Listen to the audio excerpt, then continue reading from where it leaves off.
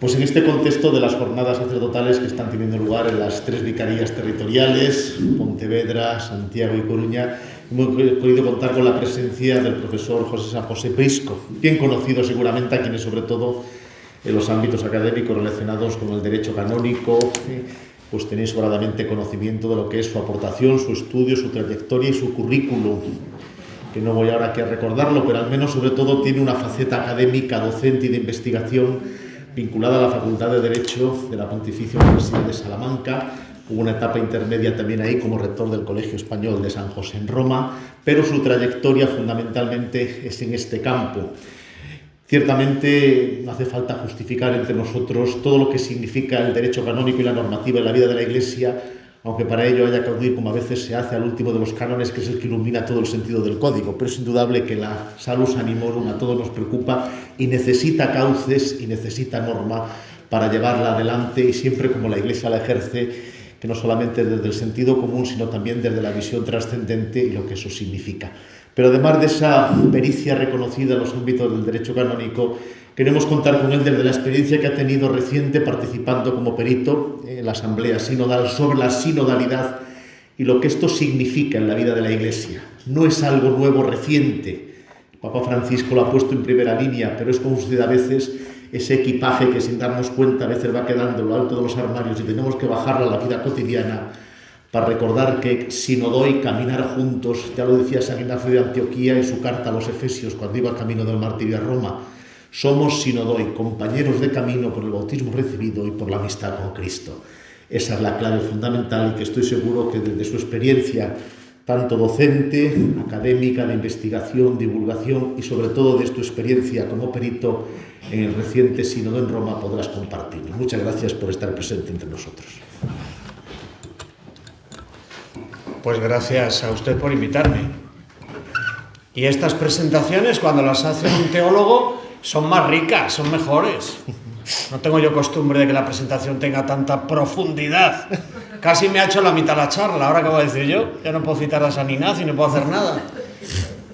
Que muchas gracias. Estoy muy contento de estar en esta tierra y de poder dirigirme a ustedes, a vosotros, en este ratito que vamos a compartir. Bueno, lo del tema del sínodo es un tema tan amplio que yo, como soy muy disperso en el sentido de que me gusta hablar de todo y a veces me meto por una rama y ya me quedo en la rama y se pasó la hora, voy a intentar seguir el esquema que les voy a ir presentando ahí para que realmente al terminar este rato se haya por lo menos dicho lo que fundamentalmente quería decir.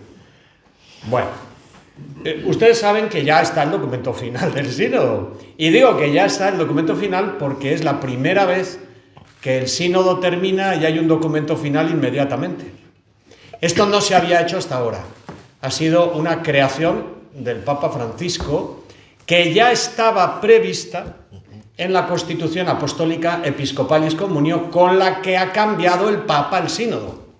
Porque el sínodo, como bien saben, lo estableció el Papa Pablo VI antes de terminar el concilio. Los propios obispos en el concilio, sobre todo los orientales, le sugirieron que creara una estructura permanente que le ayudara a él en el gobierno de toda la Iglesia. Y el Papa escuchó la voz de los obispos y creó el Sínodo de los Obispos. Ha estado funcionando hasta el día de hoy, bueno, hasta el último sínodo. Lo que pasa es que la norma era que el sínodo se refería especialmente a la asamblea de obispos reunidos en Roma con el Papa. Eso era lo que era el sínodo.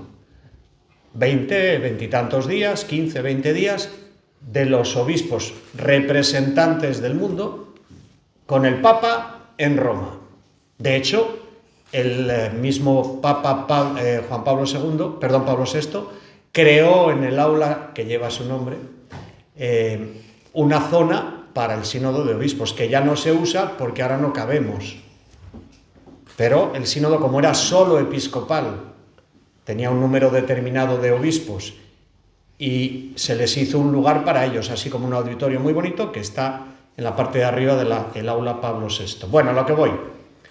Cuando se constituyó el sínodo era un acontecimiento puntual, que tenía un momento preparatorio en el que el mismo organismo del sínodo, que no forma parte de la curia, se llama la Secretaría General del Sínodo, preparaba unos materiales, lo mandaba a las conferencias episcopales daban su opinión y con esas opiniones se hacía lo que se llama el instrumentum laboris.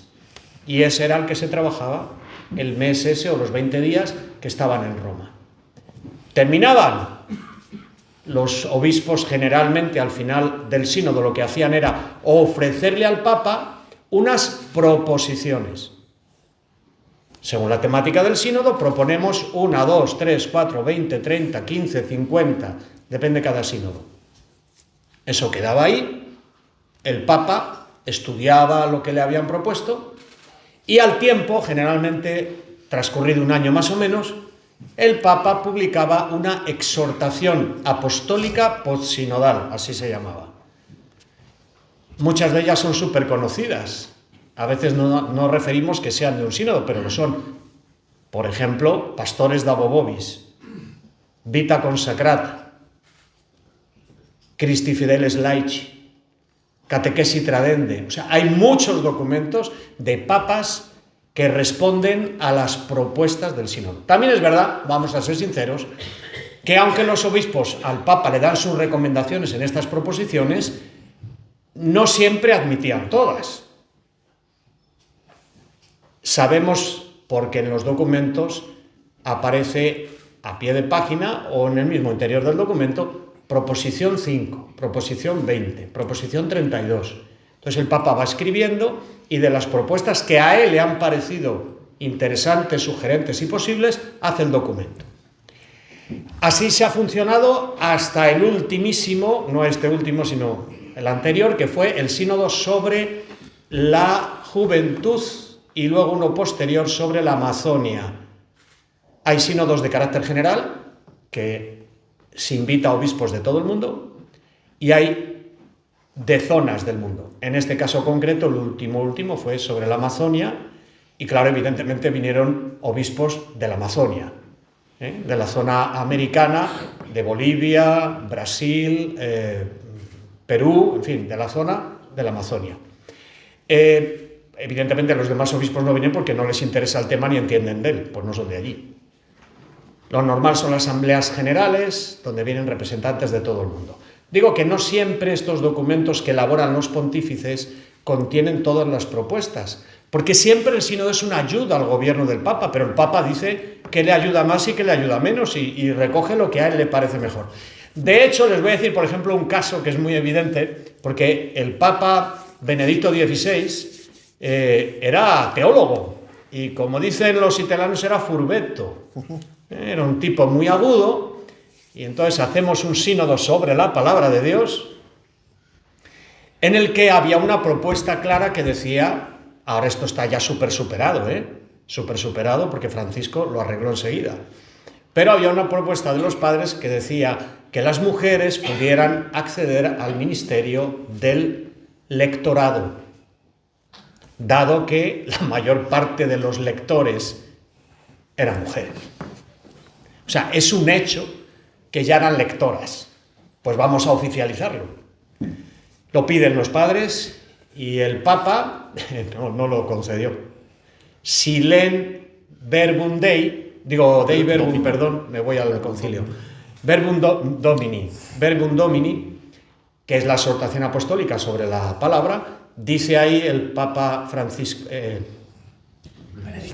Benedicto, dice: agradecemos la tarea que las mujeres desempeñan como lectoras en tal y les animamos a que sigan ejerciendo este ministerio con dedicación y tal. Nada. La propuesta no era esa, eso ya lo sabíamos que lo hacen, ¿no? Digo que no siempre recogen porque el Papa es el que tiene que determinar qué es lo que cree más conveniente en cada momento. Sin embargo, Francisco de repente sacó un papel y dice: las mujeres lectores y acólitos, y ya está, se acabó el problema.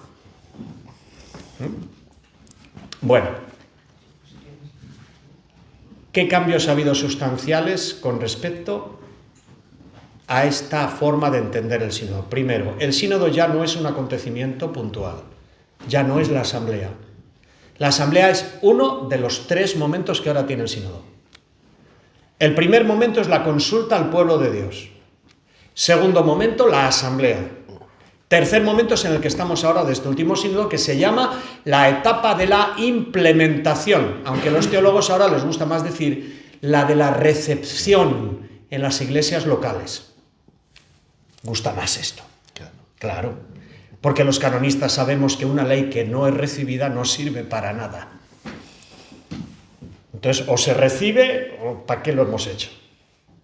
La recepción, o momento de implementación, es una palabra muy americana, implementación, esta es la etapa en la que estamos ahora. La primera etapa la han sufrido todos, creo. Cuando se mandó hace ya 3 años o más un documento a través de las conferencias de las diócesis, llegó a las parroquias, a los movimientos, a las casas religiosas, un documento bastante extenso, bastante confuso,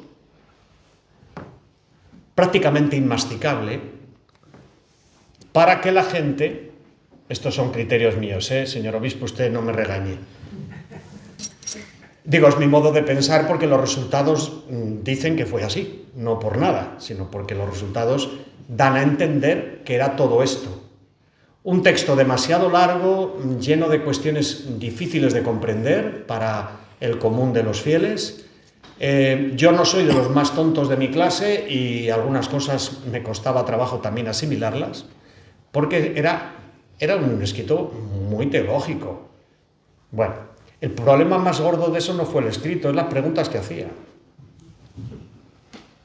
¿Cómo cree usted que la Iglesia puede llegar a ser un recinto de no sé qué? Y yo qué sé. A mí me tocó asistir a algunos grupos sinodales de la diócesis de la que yo soy, que es Valladolid. Me invitaron, ven y explícanos algo, no sabemos. Nos ha dicho el obispo que tenemos que hacer algo. Y escribir algo y dárselo. Pero es que no sabemos qué tenemos que hacer. No sabemos qué tenemos que escribir. No entendemos las preguntas. Así estaba todo el mundo en esta confusión grande, cuando a alguna diócesis se le ocurrió abreviar el cuestionario a 4 o 5 preguntas, que se entendían un poco mejor, pero que tampoco eran exactamente lo que pedía el documento. ¿Y qué pasó? Que todo el mundo lo copió, claro, porque dije, bueno, esto es la salvación. Ya no, bueno, pues haberlo mandado desde el principio, hombre. Manda 4 folios y 3 preguntas y es más fácil que todo el mundo lo entienda. Pero en la Iglesia somos espesos. Somos curas. Pensantes. Entonces tenemos que abundar. Mareamos. Siempre me acuerdo de San Pablo que está predicando. Se le cayó el santo de la hornacina, ¿no? Había uno allí, se durmió, pum, cayó y se mató. Digo, te pasa por dormirte. Así que no se duerman aquí ninguno, que no es mismo. Primera cuestión, no es un acto puntual, son 3 fases. La consulta al pueblo de Dios, la asamblea y la implementación. La consulta al pueblo de Dios se ha ido mejorando. Esta última es la mejorada. No quiero deciros cómo fue la primera, que ya ni se acuerdan. La primera fue con el sínodo de la familia. Ustedes ya ni se acuerdan de esto. Pero hubo consulta al pueblo de Dios. Fue la primera, el primer intento de hacer una consulta, que fue un verdadero desastre. Ahí sí que fue un desastre total. Porque eran cuestionarios abiertos, hojas que se repartían, páginas de internet. Claro, empezaron a llegar respuestas del mundo mundial, cada uno decía lo que le parecía. Nadie sabía si el que contestaba era un católico o era una rana, no sabía nadie. No había discriminación de la respuesta. O sea, es una encuesta hecha fatal. Fatal. Entonces, claro, ¿qué pasó? Que llegaron los resultados y eran inmanejables. Porque además había preguntas abiertas. En una encuesta se hacen preguntas abiertas, luego para analizar los especialistas lo hacen bien porque saben cómo es. Pero esto no es amateur, esto es... Se hizo la encuesta con lo de la familia y fue un desastre tan grande que dijeron, bueno, pues si lo mejoramos esto para la siguiente, y para la juventud se hizo un poco mejor, un poquito mejor. Tampoco era que le interesara el tema a todo el mundo, le interesaban a los grupos y gente que estaba trabajando con jóvenes. Era más fácil hacer esto que no con lo de la familia. ¿Qué pasó con lo de la familia? Que como la encuesta fue tan mal y los resultados fueron tan dispares, una sesión iba a ser y al final fueron 2. Y un poquito ha pasado lo mismo con nosotros ahora, con el de la sinodalidad. Se hace la encuesta con esto que hemos dicho, estas limitaciones de un texto tan largo, preguntas incomprensibles o poco comprensibles. ¿Qué pasa? Que vienen respuestas de todo el mundo y de cualquier cosa que no era la sinodalidad. Y entonces dice, no, que se casen los curas. Y esto, y a mí que me ha preguntado, porque claro, esta es otra. Los curas os tenéis que casar. Digo, pero bueno, déjame en paz, que yo ya casi tengo 60 años. ¿A dónde voy a ir yo? Que mejor tenga. Pero bueno, es una bobada, pero estas propuestas han salido. Que se casen los homosexuales, que las mujeres sean curas. Todo esto han salido de respuestas a una pregunta que no se había hecho. Pero como nadie entendía la pregunta, la gente empezó a dar su opinión acerca de lo humano y de lo divino. ¿Dónde estaba el punto de referencia que ha confundido? Pues el punto de referencia que ha confundido era el sínodo alemán. Han oído hablar de él, ¿no? El sínodo alemán es un movimiento que hay en Alemania, muy promovido por los laicos, donde, partiéndose de un presupuesto totalmente equivocado, se sacan conclusiones totalmente equivocadas. Porque cuando el principio no está bien, las conclusiones no pueden estar bien. ¿Cuál era el punto de partida del sínodo alemán? El punto de partida del sínodo alemán eran los abusos de los curas. Los curas abusan de menores y vamos a explicar por qué. Y entonces cogen todo el razonamiento de la ideología woke. El género, el machismo, la heteropatriarcía, esa o como se llame, los derechos de las minorías, y con todo eso elaboran un constructo en el que la explicación es la siguiente. Como en la Iglesia ha habido abusos, ¿por qué? Porque los que abusan son los varones. Y más los varones que no tienen mujer ni hijos, que son más peligrosos todavía. Y si entonces cambiamos la tortilla y hacemos que la Iglesia no sea masculina, sino que haya un acceso de todo el mundo, este problema se va a quitar. Por tanto, partimos del hecho de que no solo los hombres, sino las mujeres tienen que acceder a los puestos, no de gobierno, que eso ya se puede, sino al ministerio ordenado, como lo tienen otras confesiones cristianas. Para acabar con todo esto, conviene acabar con la forma de pensar de la Iglesia de antes, que era eso, masculina, heteropatriarcal, y nos hemos tragado el argumento. Esa es la pena, es que nos lo hemos tragado. Este argumento que está en el espacio social ahora mismo y que a cualquier joven que tenga 17, 18 años, vete a explicarle tú que el sexo no es biológico, que es biológico, que no es selectivo. Vételo a explicarle tú eso. Porque te dicen que estás mal, que eres un dinosaurio del Pleistoceno. Tú no tienes ni idea. Yo elijo lo que quiero ser. No me tienes que decir lo que tengo que ser. Y además, como Iglesia, deberías aceptar que yo diga que quiero ser lo que quiero ser. Algunas de las propuestas del sínodo alemán iban hasta límites insospechados. Por ejemplo, admitir transexuales al ministerio ordenado. Si se sentían mujer, si eran mujer, pero se sentían hombres, pues nada, que entraran. Estas propuestas están.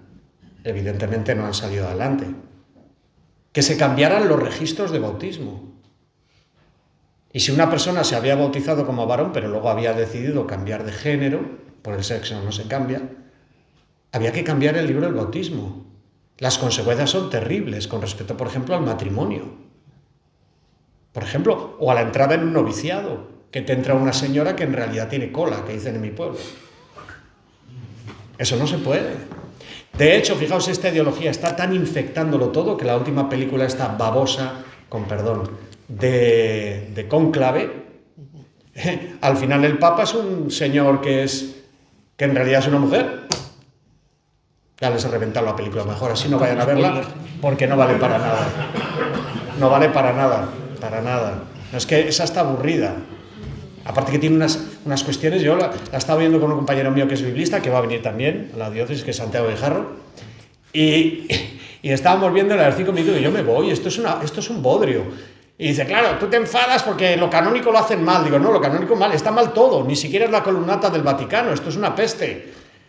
Bah, es que tú no aguantas nada. Digo, y cuando fuimos a ver la serie esta que no me dejaste ni ver 10 minutos, ¿cómo se llama la de los...? Chosen. Esa, Chosen. Empezamos a verla y empieza, como él es biblista, ¡uy! ¡Buah! ¡Buah! ¡Buah! A los 10 minutos, apaga eso, que esto no hay que lo soporte. Digo, o sea, lo de la Biblia no hay que soportarlo, del canónico sí. No. Yo me voy y ahí te quedas viéndola, ¿no? De hecho, yo no la vi terminar, luego él me contó esto que os he contado. Que no... Bueno, a lo que voy. Está todo tan infiltrado que se plantea hasta como una cosa de realidad, ¿no? Una cosa ridícula. Bueno, con estas premisas os digo, para que veáis lo falso de la argumentación, o sea, yo no puedo partir de una reforma de la Iglesia con un prejuicio y es que todos los varones abusan. Ese es el prejuicio. Y de ahí no puedo sacar una reforma de la Iglesia porque primero el principio es falso y segundo, este no es el problema de la Iglesia. Es que no lo es. Es verdad que ha causado mucho sobresalto porque han sido abusos y son vergonzosos y de los que tenemos que pedir perdón muchas veces. No pasa nada. Pero ni es de la mayoría de los ministros, ni muchísimo menos, ni es una cosa extendida que en cada uno de nosotros tengan que ver a un abusador, aunque vamos por la calle y algunas veces nos lo respetan. Dato de realidad. Hace menos de un año, los protestantes alemanes hacen un estudio del mismo tema de los católicos, de los abusos en su iglesia. Quiero recordarles que ellos tienen ministras mujeres. Quiero recordarles que no pocos de ellos tienen obispos mujeres y también homosexuales declarados viviendo con sus parejas. O sea, todo lo que se pide, se pedía para la católica. Está en internet, lo puedo buscar. El resultado de la encuesta es que hay más abusos que en la católica.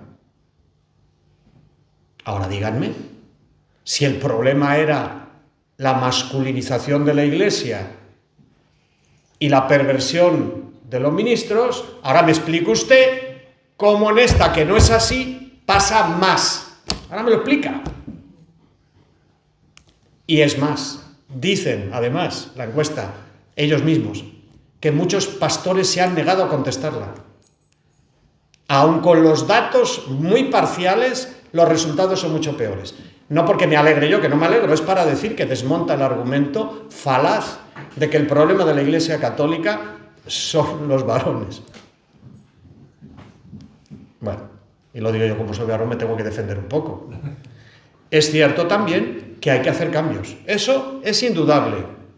Es indudable. No puede ser que no demos lugar a las acciones de gobierno a las mujeres. No puede ser. Ya está. Esto es así. Lo pide el documento del sínodo. Pero es que lo pide la Lumen Gentium. Todos y todas somos agentes corresponsables en la misión de la Iglesia. Y si esto es así, nadie es prescindible. Y aquí no hay nada más que la condición vocacional que tenga cada uno, que no es ni mejor ni peor que otra, que es totalmente necesaria para que el pueblo de Dios sea pueblo de Dios. Un pueblo de Dios no son los pastores. Un pueblo de Dios no son solo los laicos. Un pueblo de Dios no son solo los religiosos, somos todos. En el caminar juntos, que es donde se manifiesta lo que la Iglesia misma es. Entonces, con todas estas suposiciones y todas estas propuestas, la gente empezó a contestar de todo. Y las encuestas de las parroquias salían eso, que se acepte a los gays, que los curas se casen, que no. Y todo, esto llega a la conferencia episcopal y los pobres obispos tienen que ver qué hacen con aquello. Hacen ahí un refrito, lo mejoran un poco, pero claro, no pueden cerrar los ojos a algo que les han dicho. Han preguntado, han contestado, no vas a tachar las contestaciones. porque entonces estamos jugando con las cartas marcadas. Llega a las conferencias episcopales, lo mandan a Roma y Roma dice, ¡ay, madre mía, qué hacemos con esto! Si es que no están respondiendo a la pregunta que hacemos, están respondiendo a cuestiones morales, a cuestiones de todo tipo, pero ninguna es ¿qué es la sinodalidad? ¿Cómo se está viviendo en tu parroquia, en tu diócesis? A esto sí, había alguna contestación que iba dirigida a eso, pero la mayor parte eran de otras cosas. Se reúnen allí en Roma unos especialistas, teólogos y tal, y elaboran un documento un poquitito más arreglado, ese de la tienda, y se lo mandan a las conferencias continentales. Entonces ahí se reúnen laicos, religiosos y obispos por continentes. Europa, África, en África hay 2, América, Oceanía, Asia. Y bueno, trabajan el documento y sale pues el instrumento laboris que tiene que ir a la asamblea. Vamos a la asamblea hace ya casi 2 años y evidentemente todos estos temas están en el documento. No tan evidentes o tan señalados, intentando alargar o destacar más lo que sí es de la sinodalidad y poniendo estos elementos como, bueno, han salido las respuestas, los tenemos que poner. Entonces, ¿qué pasó? Que en la primera sesión pues había bastante confusión. Sabéis que las sesiones funcionaban con lo de la conversación en el espíritu. ¿Han practicado ustedes esto? Sí. La confusión permanente, la última plenaria. Madre mía, no sabéis, pues ya está, que progres. La conversación en el espíritu es, y yo voy a ir a una reunión, me preparo antes y lo hago espiritualmente. Un texto bíblico que ilumina aquello, yo lo rezo, lo veo, lo pienso, lo medito a la luz del Evangelio y nos juntamos. Del magisterio también, lógicamente, no solo de la escritura, sino del magisterio de la Iglesia. Nos juntamos. Un poquito de oración, porque es un ejercicio espiritual. O sea, lo que hemos hecho en el sínodo son ejercicios espirituales larguísimos, como los ignacianos de 1 mes. Y dos meses, hemos estado 2 meses, y decía al Papa, vamos a ver que esto se puede arreglar antes, que yo tengo que trabajar. Que luego llega a la facultad y tenía amontonado todo el trabajo de 1 mes que no había hecho. Pero bueno, Dios es bueno conmigo. Se reunían y primera ronda. Cada uno 3 minutos.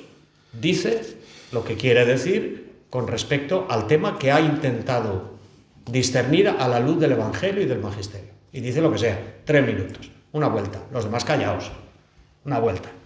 Da la vuelta, un pequeñito rato de oración también.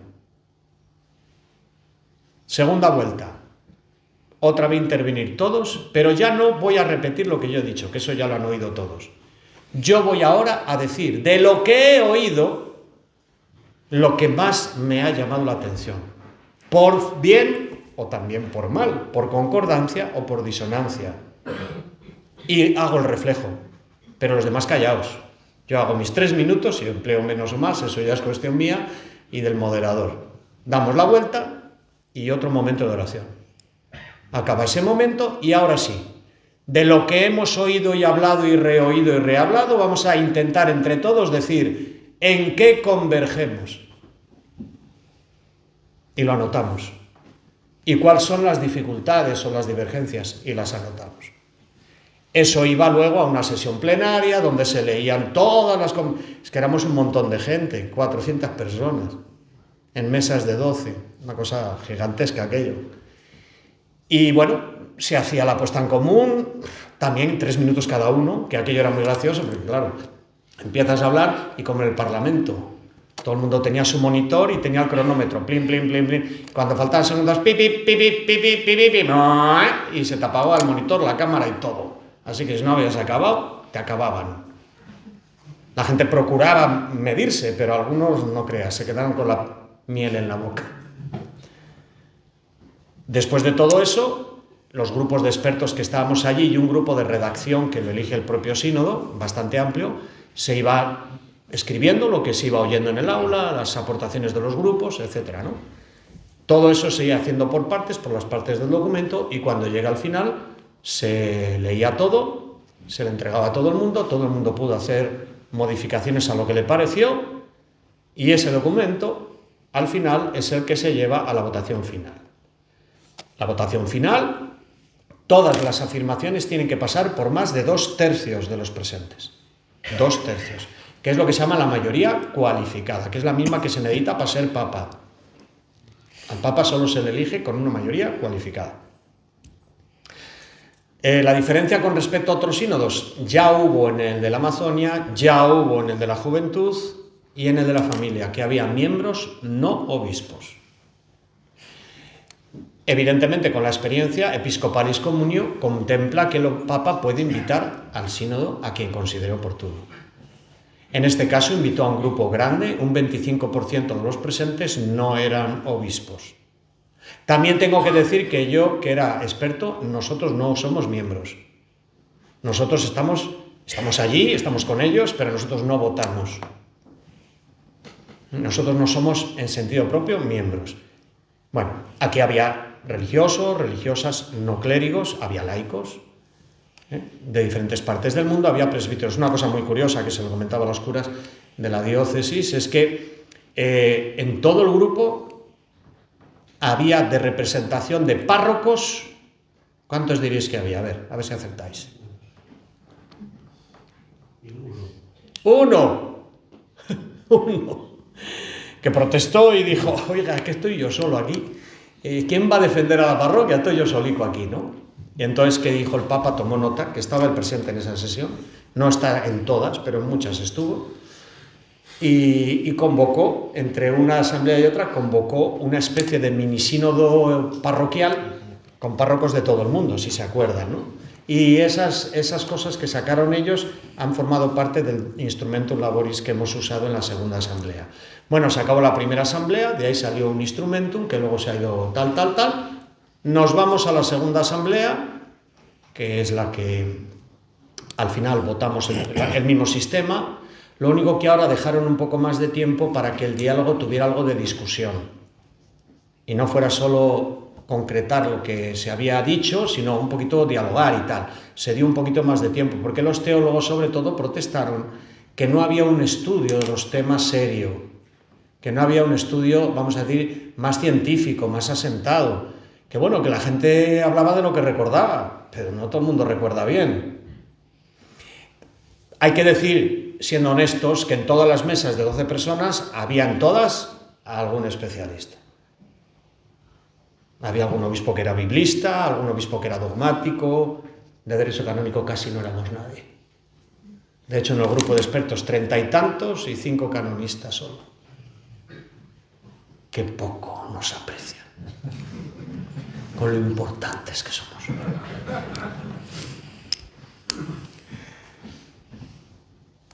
Novedad del Papa también, aparte de los miembros. No piensen que esto no fue conflictivo, porque algunos de los propios digo, esto es un sínodo episcopal, ¿qué demonios hacen aquí gente que no son obispos? La respuesta es muy sencilla. La participación de otros miembros del pueblo de Dios no obispos es un recuerdo permanente a la asamblea de lo que es el sínodo, que no es un acto puntual, sino un proceso, y en el que desde el inicio estuvo todo el pueblo de Dios. Aquí queda una representación de ese origen del proceso sinodal. No perjudica para nada tampoco en el número, porque son un 25% de las personas. No es que sean ni siquiera un 45%. Es un número, es grande el número, pero no mediatiza las posibles propuestas que se pueden hacer, si es que los obispos están de acuerdo, que esto también es difícil. La unanimidad episcopal es una cosa muy compleja, que solo el Espíritu Santo produce. Muy complejo eso. Usted que va a las asambleas generales, pero es complejo, no se explique. Sí, es complejo. Imagínense si en una conferencia episcopal cuesta trabajo muchas veces tomar decisión, imagínense con obispos de todas partes del mundo, es que es muy complicado, porque lo que a unos les parecía normal, iba un asiático y decía, no, aquí no, nosotros no, nosotros eso no lo vemos. Teníamos dos obispos chinos que habían venido de los chinos, pero de los de la iglesia, no la nuestra. Y estaban allí también. Son nuestros porque están reconocidos por Roma ya, en concreto estos que vinieron, pero son del régimen. No hablaban nada porque no habían salido nunca de China. Porque los chinos que han salido de China para estudiar, de la iglesia perseguida, vamos a decir, muchos de ellos hablan, por lo menos italiano si han ido a Roma, o español. Yo tengo varios chinos en la facultad, bueno, he tenido varios chinos, ahora tengo una china.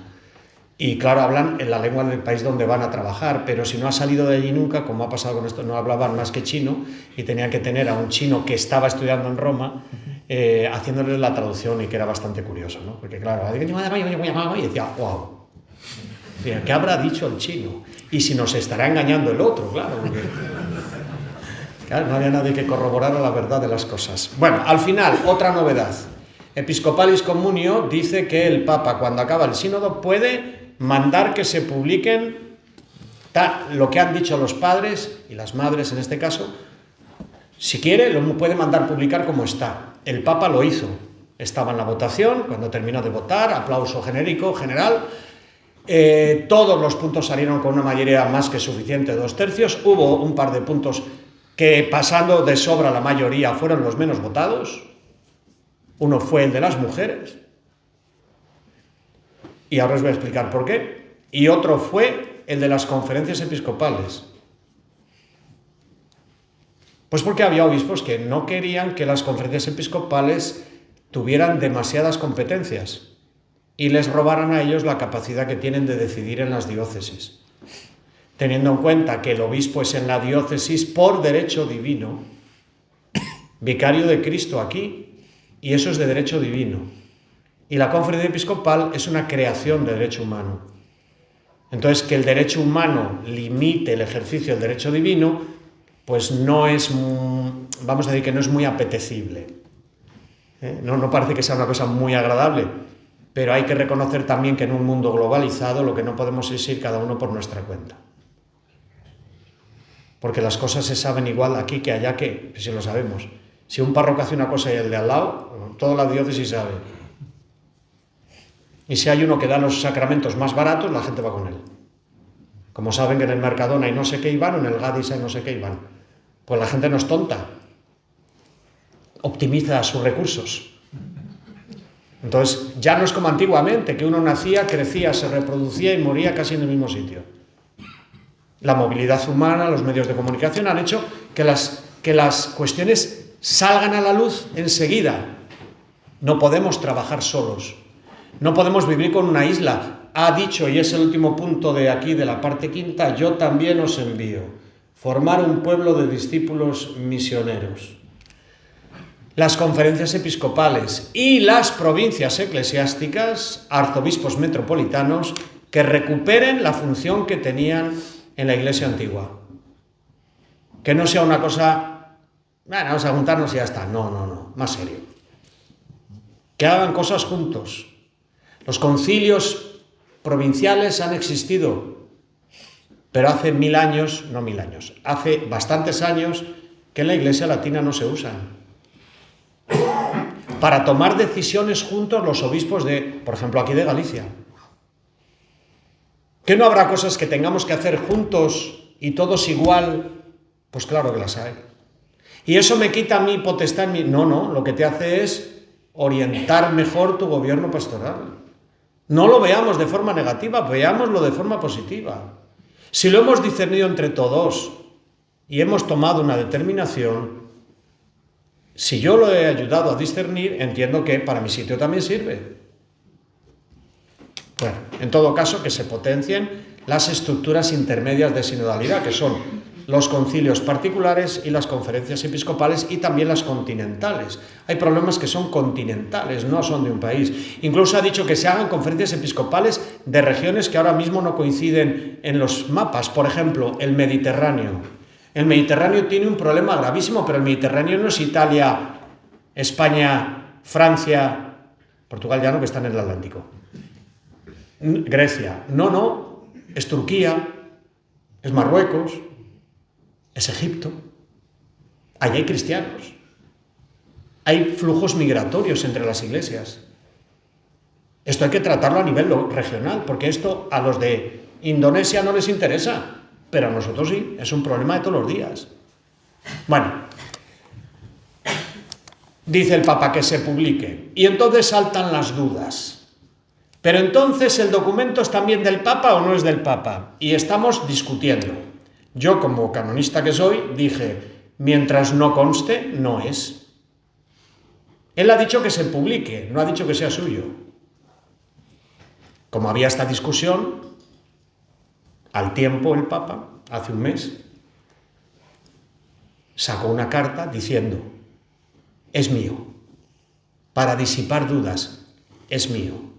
Si ahora entran en el sitio web del Vaticano, del sínodo, sínodo.va, y uno baja el documento no pone sínodo de los obispos, pone Francisco, sínodo de los obispos, y viene el documento después. Lo ha hecho suyo y nos queda claro todos que es magisterio pontificio.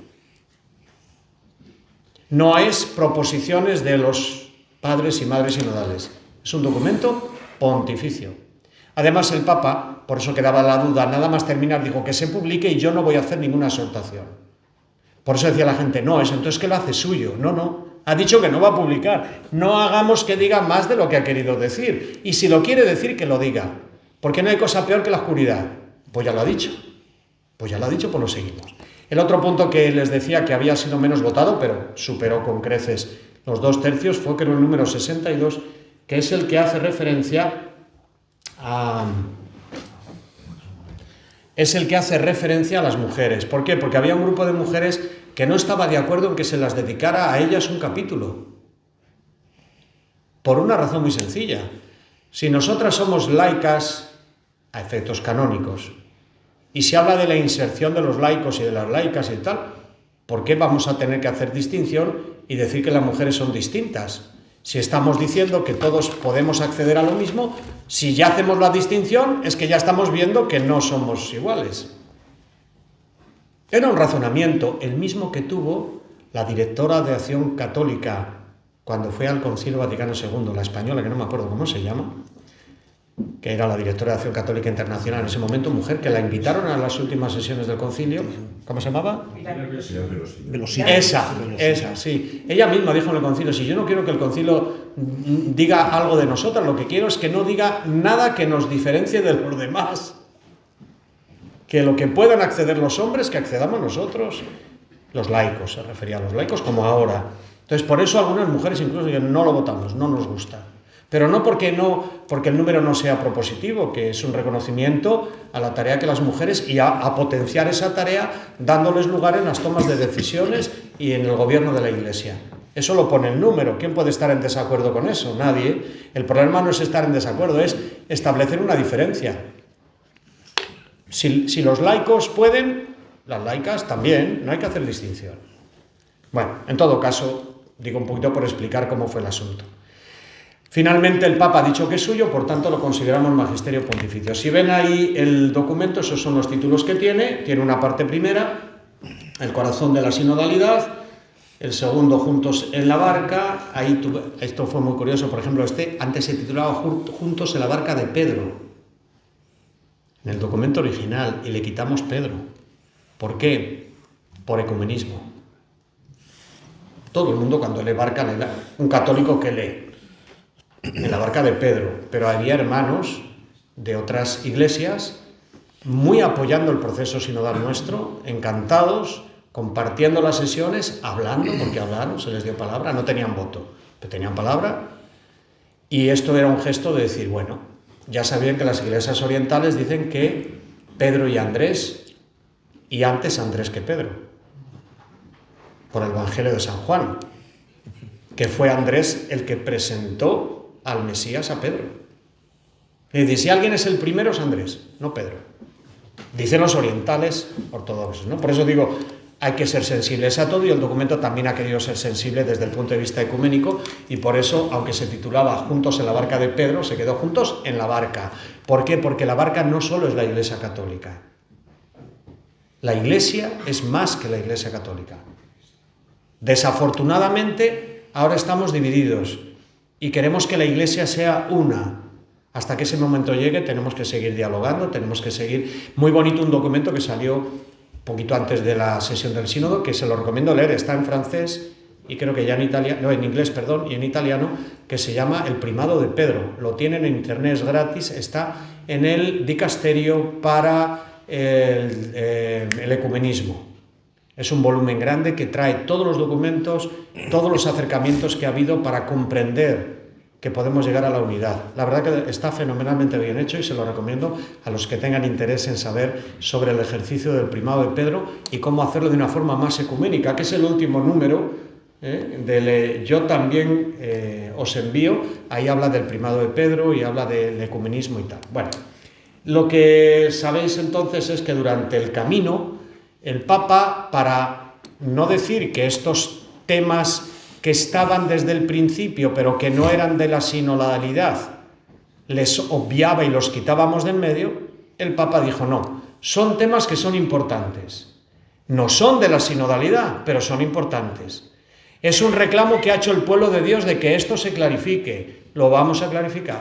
Y creó los 10 grupos de estudio que tenéis ahí en la pantalla. Todos estos temas estaban en el documento original que se elaboró con las propuestas de todas las conferencias episcopales. Incluso estaban en el documento final de la primera asamblea. Y entre la primera y la segunda, el Papa creó estos grupos de estudio, sacando del estudio de la asamblea segunda estos temas, que no eran propiamente la sinodalidad, pero que eran importantes y que hay que ver. El primer tema era el tema de las iglesias orientales. Hay un problema gravísimo. Sabéis que las iglesias orientales son pequeñas, son pobres y están en territorio de guerra o de persecución.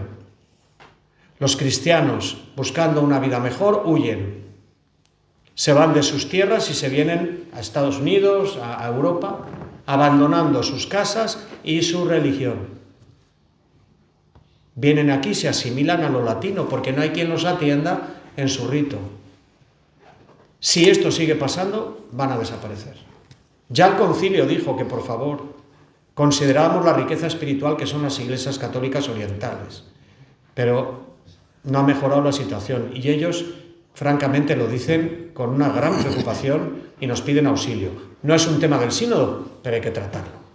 Segundo, el tema de la escucha del grito de los pobres. Se insistió mucho en los pobres como lugar teológico. Esto es mucho de la teología de Latinoamérica. Y se dijo que se hiciera un estudio sobre este tema porque es muy importante. Los pobres no son solo objeto de la misión de la Iglesia, a quienes hacemos caridad. Son sujetos también ellos de la misión. Y esto no está estudiado, no está bien planteado, hay que hacerlo. Pues un grupo. Tercer grupo, la misión en el entorno digital. Esto se entiende bien.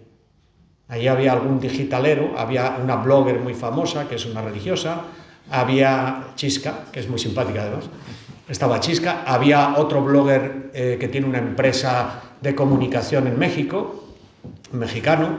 Bueno, había bastantes personas que pues ahí se dijo, hay que abordar este tema. La evangelización va también por el mundo digital y para la gente joven, desde luego, no es ningún mundo virtual, es más real que la vida misma. Entonces, esto hay que afrontarlo. No era el sínodo del momento tampoco. Otro grupo, otro. El plan de formación de los seminarios. Dice, claro, estamos viendo un modelo de iglesia que mejora lo que teníamos, que da una vuelta de tuerca a la teología del pueblo de Dios y de la comunión que está presente en la Lumen Gentium, pero la Ratio no contaba con nada de esto y resulta que la acabamos de sacar hace nada y ya va a haber que cambiarla. Porque hay elementos muy importantes de una iglesia constitutivamente sinodal que tienen que estar en la formación y ahora mismo en la Ratio no aparece. Otro grupo de estudio, que por cierto lo lidera el Cardenal de Madrid, que curiosamente no es sinodal. No que no sea él como sinodal, que no ha estado en el sínodo, vamos. No digo yo que no sea sinodal, seguramente es más sinodal que yo. Que no ha estado en el sínodo. Pero le ha encargado el Papa que lidere este grupo. Todos los grupos son internacionales, tiene gente de todo el mundo, de todas las lenguas. Es un lío, porque no veas luego las reuniones. No veas las reuniones, porque antiguamente todo se solucionaba con el latín, que era una lengua muy buena. El griego al principio. Al griego sí, pero eso hace mucho. Se va aquí a la prehistoria. Pero bueno, el latín como lengua vehicular facilitaba mucho. Ahora es un lío, cada vez que nos reunimos, madre mía. Y yo no entendí, la traductora, ¿dónde está la del inglés? ¿Dónde está la del alemán? Madre mía. Bueno, En todo caso, el plan de formación. Otro, formas ministeriales específicas. La ministerialidad en la Iglesia es algo que todavía no está desarrollado. Y lógicamente, y se lo digo aquí al obispo, porque él ya lo sabe, pero se lo digo, no es una cuestión para toda la Iglesia. Los ministerios tienen que responder a necesidades locales, pero hay que dar unos criterios para que el obispo se oriente a la hora de crearlos, pero lo puede hacer el obispo. Ahora mismo solo hay 3 ministerios rituales instituidos, que son lector, acólito y catequista. Francamente, todo esto no va a ningún sitio, aquí siendo sinceros. La Conferencia Episcopal Española ha hecho un documento para orientar la formación para estos ministerios y yo lo leo y me dan, no sé cómo decir, vértigos. Porque leo la temática y digo, coño, si me hacen examen a mí ahora de esto no apruebo, ni para ser lector. Curiosamente, el apartado que es más importante para ser lector, que es saber leer, no viene. Yo me callo, no me hablo. Es muy importante que nos centremos, ¿eh? Ahora dice, y vamos a hacer ministros a todos lectores, que no hace falta. Pero claro, cuando las cosas no están muy definidas y nos dicen esto hay, y la gente se siente como obligada a hacerlo, ¿no? El obispo, no, yo tengo que tenerlos, ¿cómo no voy a tenerlos yo? Ya, pero tenemos que tenerlos con algún sentido, con alguna utilidad, porque para leer en misa no hace falta instituir a nadie. Es más, hay gente que habría que destituirla, porque en vez de leer, lo que hacen es asesinar el texto. A lo mejor no tenemos otra cosa, pero hombre de Dios, si de lo que se trata es escuchar la palabra y no entiendes lo que estás oyendo, yo digo al cura, no, es que los laicos tienen que participar. Si yo lo veo que tienen que participar los laicos y lo que sea, pero si no se le entiende, no pronuncia bien, no sabe leer, lee tú, que harás más bien. Es que no tiene que hacerlo todo el cura. Pero si yo voy al pueblo de mi madre, que son 7 personas, la más joven tiene 82 años, primero la mandas a leer y dice, uy, no me he traído las gafas, ya esto es terrible. A partir de ahí ya es terrible. Porque ya entonces ni salgas, porque luego dirás Salomón responsorial. Lectura del libro del Géminis, que decía. Nos quedamos tan chulos, porque como no entendemos lo que estamos leyendo, bueno, por eso hay que dar una pequeña formación. Bueno, a lo que voy. Los ministerios, otro tema a estudiar. Los obispos y la vida consagrada. Hace los años 70 el Papa dio un documento que se llamaba Mutuas Relaciones. Este documento organizaba las relaciones entre los religiosos y los obispos. O sea, si tú estás en esta diócesis, tu pastor es aquí Don Francisco. Y ya está. Tu vida interna te la organizas tú, porque eres religioso y tú tienes un régimen de vida interna que no depende del obispo. Pero lo que es de puertas hacia afuera depende del pastor. Esa relación que hay que establecer entre consagrados y obispos, bueno, en general es buena, no vamos a decir que no, pero el documento era muy antiguo y el Papa pidió que se reformara. Estuvieron varios años trabajando en el tema, le dieron el documento al Papa, vino la pandemia y el documento se lo ha debido comer el virus. Porque no ha aparecido y en el sínodo ha dicho que se vuelva y el Papa ha creado otro grupo. O sea, los pobres obispos que estuvieron trabajando con los religiosos no sé cuánto tiempo, entre ellos era el emérito de Zaragoza, que era el representante de España. Ese, que le he dicho, digo, me podía dar usted la copia que la tiene seguro. No, es todo subsecreto pontificio. Bueno, tan secreto es que creo que hasta el pontífice lo ha guardado en el secreto. Ha creado una comisión para volver a estudiar el tema, porque es un tema muy importante. Muy importante. La colaboración de la vida consagrada en la pastoral de las iglesias locales. Esto es importantísimo. No es una cosa cualquiera. Otra más, esta le va a gustar. La figura y el ministerio del obispo. Aquí se ha hablado sobre todo de la elección de obispos. No digo yo que no hayan elegido aquí uno bueno, que es muy bueno. Aparte de que somos amigos, pero eso no importa. Que se revise el método para que haya una mayor participación del pueblo de Dios en la elección de los obispos, que ahora mismo es escasa. En algunos casos, inapreciable. Que las consultas no sean tan individuales, sino que haya organismos de la diócesis que también opinen. No en tanto en cuanto al nombre, a veces, porque eso sería... No estamos preparados todavía para ello, pero sí para escribir un perfil. ¿Qué obispo necesita esta diócesis?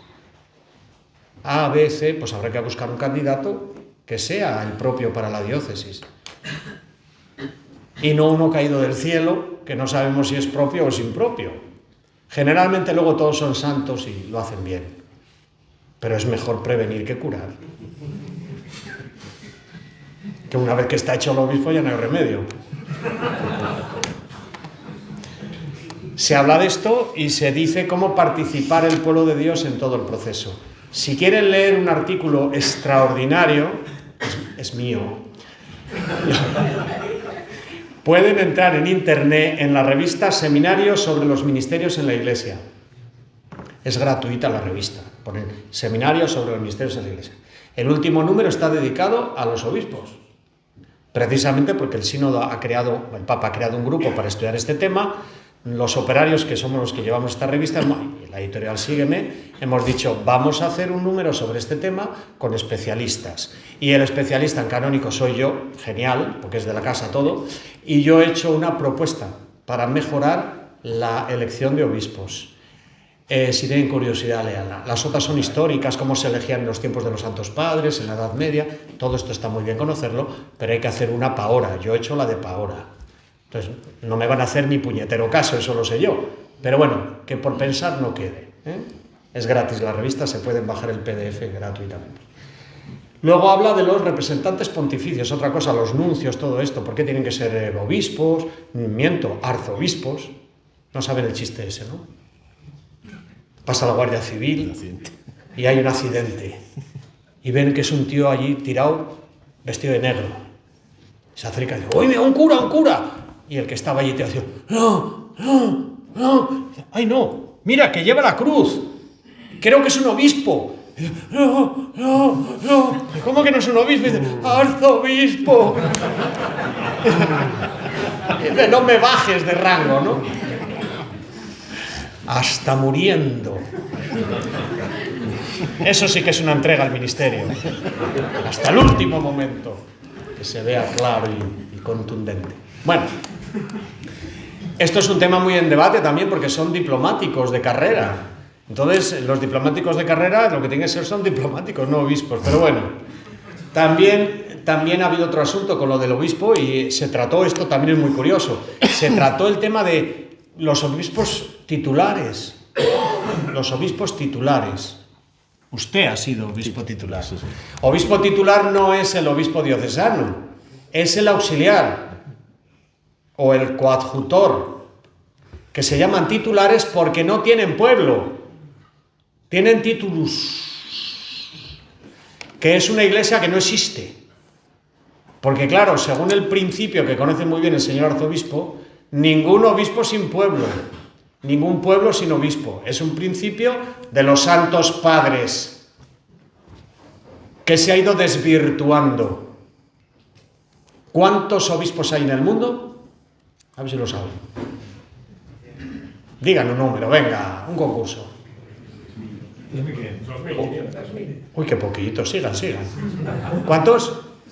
6.000, muy bien. Oye, ¿tú sabes de esto o qué? Tú has venido estudiado, ¿eh? Ay, qué mal. ¿Sí? 6.000. ¿Cuántos no son diocesanos? Es decir, son titulares. 3.000. Esto no puede ser. Los que han sido alumnos míos en la facultad, Juanes ahora, pero no ha llegado todavía ese momento, yo les digo siempre que esto de los obispos titulares, esto hay que reducirlo a la mínima, o sea, que desaparezca. Y doy las razones que son eclesiológicas, que son teológicas, que son todo. No lo van a hacer. Pero bueno, hay que existir. Hubo un foro abierto del sínodo, que este sínodo tuvo una novedad, y es que hubo foros abiertos, 2 días de foros abiertos, 6 foros distintos, sobre temas importantísimos que se podían tratar y no se iban a tratar en el sínodo. El foro mío fue sobre primado, yo hablé de la descentralización, porque me tocó a mí hablar. El profesor Dario Vitali habló sobre esto de los obispos titulares. Y había un señor allí que era ahora arzobispo cardenal y que había sido 15 años auxiliar. Y cuando terminó pidió la palabra y digo, ay madre mía, que se ha ofendido. Y dice, tiene toda la razón. Ahora lo he entendido. Yo no sé qué he hecho 15 años de obispo auxiliar. Bueno, porque se explicó bien Dario, que se explica muy bien.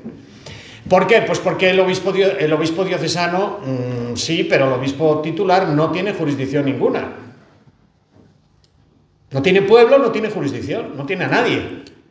Entonces, el obispo residencial tiene la obligación de nombrarle vicario, porque si no, no tendría oficio ninguno. Es digamos, una extrañeza doctrinal, dogmática, porque con la ordenación viene la función de gobierno, de enseñar y de santificar, pero resulta que este señor no tiene ninguna porque no tiene pueblo. O sea, sí, puede santificar, puede enseñar, pero no gobierna. Entonces es como un obispo amputado. Después de explicar todo esto, le digo de broma a mis alumnos siempre, si mañana me llama a mí Bernardito y me dice, mira José, el Santo Padre, porque siempre es el Santo Padre que no te conoce de nada, el Santo Padre ha pensado en ti, a que a ti te dijeron eso. Claro, es así. El Santo Padre ha pensado que puede ser un buen obispo auxiliar de tal. Y les digo de broma, no lo voy a hacer, porque no me van a llamar. Le digo a los alumnos, en ese mismo momento me pongo a escribir un volumen de 500 páginas diciendo que los obispos titulares son totalmente necesarios en la Iglesia. Bueno, las últimas cosas son este es el más conflictivo, el grupo número 9, que habla de cuestiones doctrinales y morales, éticas controvertidas. Ahí van el paquete de todos los asuntos del sínodo alemán. ¿Cómo vamos a tratar el tema de, yo qué sé, del celibato o de la admisión de los divorciados a unas segundas no nupcias, de un segundo enlace que les permita comulgar? Todo esto está en estudio, sí está en estudio, pero el sínodo no es el lugar. Tiene que haber especialistas moralistas, tiene que haber... O sea, no puede ser que allí nos pongamos a hablar... No, sería una cosa mal hecha. Entonces, hay un grupo que es ese, que es el peor. Yo creo que esté ahí, ya se puede agarrar los machos, porque yo creo que supuestamente en junio todos los grupos le tienen que dar al Papa sus conclusiones. También, además de estos 10 grupos, el último es de los cambios ecuménicos. El último grupo no es un grupo, es lo que se llama, a ese pertenezco yo, la Comisión de Canonistas, que la creó el Papa en la primera asamblea. No existíamos, éramos expertos para la asamblea, pero el Papa nos nombró canonistas de una comisión para que continuáramos con esa función hasta que le digamos que habría que cambiar de modo inmediato en el código para que se acomode más a esta iglesia sinodal. ¿Ok? Y en eso estamos trabajando. Hemos tenido muchas reuniones ya, algunas online, otras presenciales. Ahora tenemos una en febrero, que va a ser supuestamente ya la definitiva, que no lo sé, porque aquello ya digo, luego llegamos allí, no somos muchos, porque somos 9 de todo el mundo. El problema es que hay una mujer solo. ¿Por qué? Porque no hay canonistas, mujeres, no hay. No estudian derecho canónico. Ahora yo en la facultad tengo suerte, tengo una carmelita descalza de Asturias que está haciendo los estudios que nos lo ha permitido la Santa Sede online, porque es religiosa contemplativa y la verdad es que ha venido la primera semana de clases, vino. Le pidió permiso y vino, que se puede hacer, Conoció a los compañeros, se puso al día y marchó al monasterio y ahora va a venir a hacer los exámenes porque dice que ella viene a esas cosas presencial.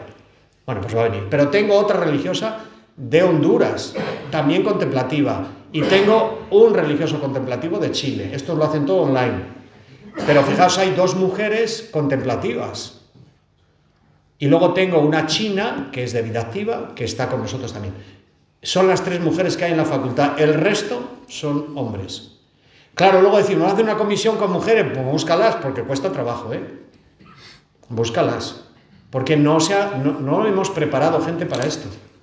Y creo que es necesario. Yo le digo a las religiosas, por favor, formar canonistas para el instituto, porque luego tenéis un capítulo y tenéis que llamar a un cura. Que qué sabe de la institución, qué sabe del carisma, qué sabe de vuestra vida, si él no es monja o religioso. Si es una de vosotras, es más fácil. Hay como más con naturalidad, ¿no? Digo yo, no sé, pero bueno. Yo insisto, todos los años le mandamos a las generales, las provinciales en Madrid, a todas, la información para que, por favor, que se puede hacer tal, nada, ni caso. Yo me canso y no tenemos respuesta. Por eso digo, en el grupo de canonistas hay una canonista que es laica, es profesora en Alemania y es holandesa. Es holandesa ella, como la margarita. Y tiene un genio. Es que es canonista. Pero bien, es muy lista y lo hace muy bien, pero solo tenemos una, los demás somos todos varones. Tenemos uno de las iglesias orientales. Y el resto pues somos europeos. Es que somos europeos. Que esa es otra, digo, bueno, traer alguno de América Latina. Que ahí sí que hay unos cuantos doctores en Derecho. Pero bueno, yo no he hecho el grupo y yo no tengo nada que decir. En Asia, por ejemplo, pues no hay canonistas. En Oceanía tampoco. Se las ven y se las desean para todas las cuestiones de tribunales y demás, ¿no? Yo, de hecho, tengo una curiosidad que os comento. Tengo online, estudiando, a un obispo. Pero no es titular ni nada, es un obispo de una diócesis de la Amazonia, que no puede venir a clases ni hacerlo semipresencial, pues tiene que gobernar la diócesis. Yo le dije, pero usted va a tener tiempo para estudiar. Dice, aquí en la Amazonia lo que sobra es tiempo. Y le dije, pero ¿tiene usted conexión de internet? Dice, aquí en la Amazonia no habrá otra cosa, pero internet sí hay. Y os juro que sí, que se conecta y está en clase. Además es listísimo. Le digo, pero mándalo a un cura, hombre, que le damos una beca que venga. Me dice, no, lo quiero hacer yo. Yo quiero saber bien derecho canónico para atender bien los casos que tengo en la diócesis, que no creas que me fío yo mucho de que vayan a estudiar y lo aprendan bien. Lo voy a estudiar yo, y lo está estudiando, está en segundo ya. Bueno, en resumidas cuentas, estamos en el momento de la implementación. Todo esto nos anima a que no nos olvidemos que el sínodo no solo no ha terminado, sino que acaba de empezar. Porque las dos fases anteriores a nosotros nos han involucrado parcialmente, pero ahora sí estamos involucrados totalmente. Lo primero que hay que hacer es leerse el documento final. Es lo primero que hay que hacer. Y si lo podemos hacer en grupo y analizarlo y verlo, tanto mejor. Y segundo, en la participación que tenemos en la vida de la Iglesia, decir lo que tenemos que decir en los foros donde tiene que ser para que nuestra Iglesia tenga un rostro cada día más sinodal. Y si estoy en un consejo de pastoral, de economía o de lo que sea, tomarme en serio mi responsabilidad, saber que yo soy un agente y no un ayudante. Soy un agente verdadero de la misión de la Iglesia, no un ayudante de los curas. Tomarme en serio mi responsabilidad y ser proactivo, proponer, adelantarme, sugerir. Estamos acostumbrados a una acción pasiva. Si me dicen, si me piden, no, que la Iglesia es tuya. Y si ves que algo se puede mejorar, tienes que decir, esto hay que mejorarlo, no podemos seguir así. Hay que ser proactivos y no tener miedo.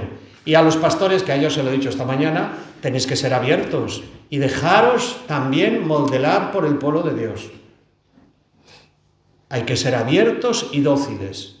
La verdad no la tiene el cura, la verdad la tiene Dios, que habla al cura y al laico y al consagrado, no solo a uno.